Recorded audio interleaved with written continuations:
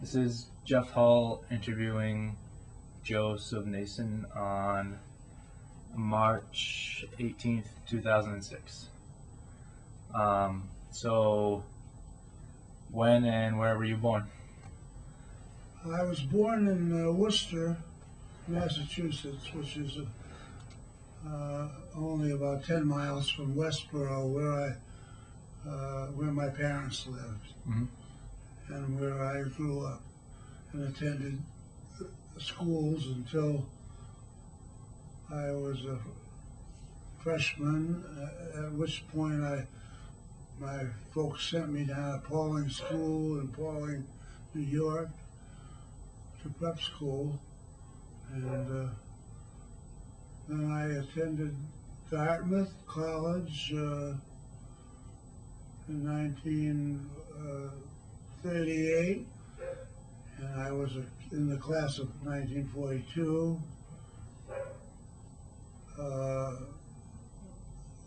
group of my friends were going down to Boston to be interviewed as possible naval aviators, and that was in 1941, before the war.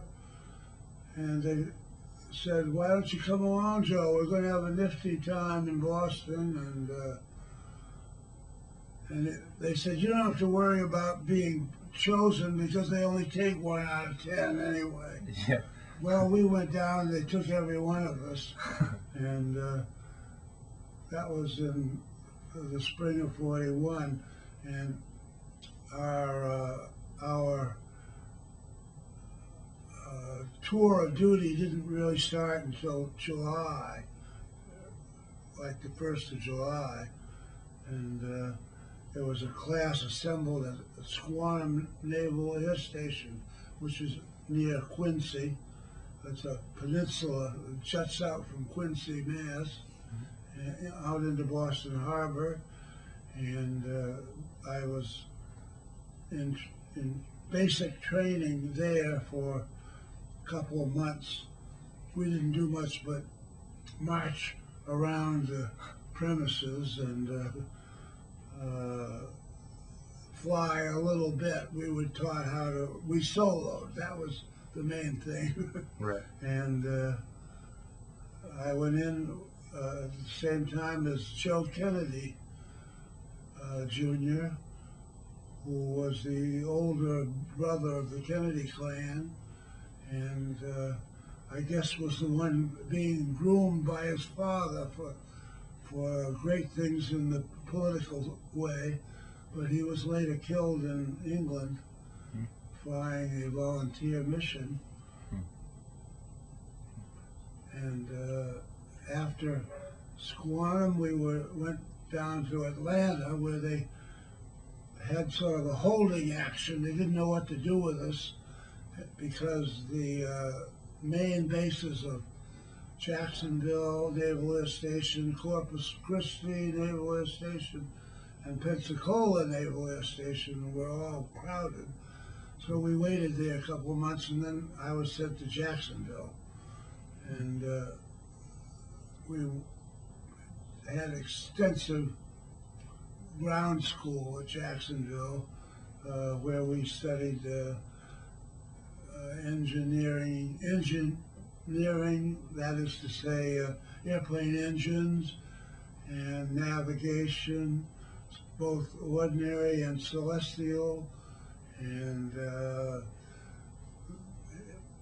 learned to send Morse code and receive it. Trying to think of some of the other subjects we had, but it was a very intensive course, and we did that every afternoon from 1 o'clock until 5, and in the mornings we went out to Cecil Field, where we had flight instruction. And after that, we proceeded to Miami Naval Air Station, where we had a more advanced flying received my wings in June of '42. My coveted wings of gold, as they were called. And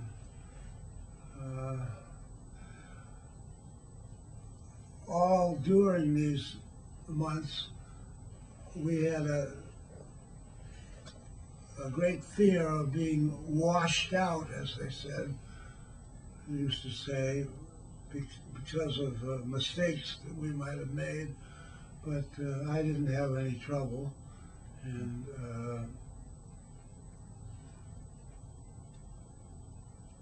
so that's how the course went. Mm-hmm. Yeah. So, so then, when did you actually? So had the war started at that point, or When did I what? when did you actually head over to the Pacific?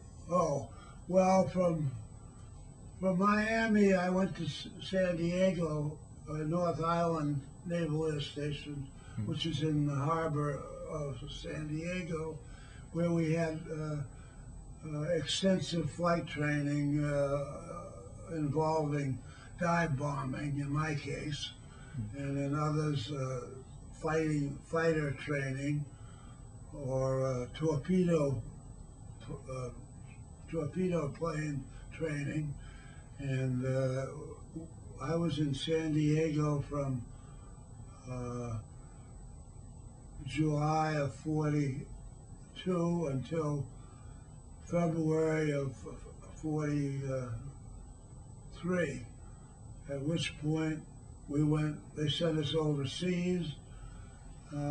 First stop was in the Hawaiian Islands, which was a nice duty. We stayed there for a couple of months, and then I was sent to New Caledonia, which here again we were kind of biding our time. The war was going on furiously in Guadalcanal at that time, and I might have mentioned that when I first got to San Diego, the Battle of Midway had just occurred, which was the battle that tipped the scales in the favor of the Americans. Our dive bombers sunk 4 Japanese carriers, and they lost a lot of their expert pilots as well as the carriers, and they never really recovered. From that point on, I would say the tide was stemmed, and after Guadalcanal, the Japanese fought a dogged retreating action. They never went forward after that.